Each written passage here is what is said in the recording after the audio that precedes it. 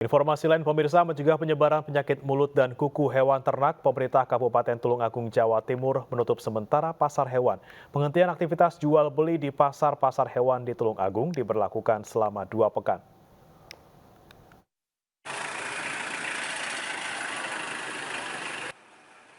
Mulai Senin 16 Mei mendatang, aktivitas jual beli di pasar hewan yang ada di wilayah Tulungagung, Jawa Timur akan dihentikan sementara.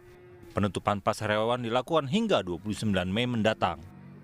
Bupati Tulungagung Marioto Biro mengatakan penutupan pasar hewan mencegah penyakit mulut dan kuku pada hewan ternak tidak sampai masuk ke wilayah Tulungagung.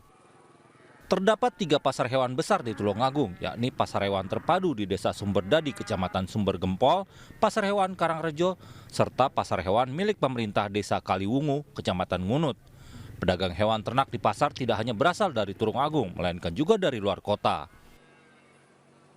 Karena kita tidak tahu bahwa Tulungagung walaupun bebas, tapi pedagang itu berasal dari tidak hanya Tulungagung, tapi dari luar Tulungagung banyak sekali yang ada di sana, sampai Pacitan, Jawa Tengah, Jawa Timur. Lah ini satu-satunya yang paling bagus kita tutup sementara.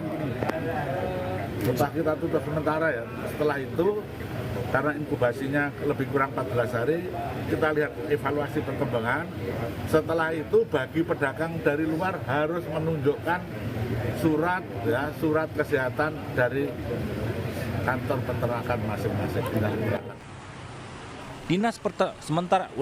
Sementara itu Dinas Pertanian dan Ketahanan Pangan Provinsi Bali menerapkan sistem biosecurity di pintu masuk Bali Pelabuhan Gilimanuk. Tidak hanya ternak, truk pengangkut ternak yang baru kembali dari luar Bali harus melewati biosecurity dengan menyemprotkan cairan disinfektan untuk memastikan kendaraan steril dan tidak membawa penyakit. Merebaknya penyakit kuku dan mulut sempat mengkhawatirkan peternak di Pulau Dewata, namun mereka bersyukur penyakit tersebut belum ditemukan di Bali. Dari Tulungagung, Jawa Timur dan Denpasar, Bali, Tim Liputan iNews melaporkan.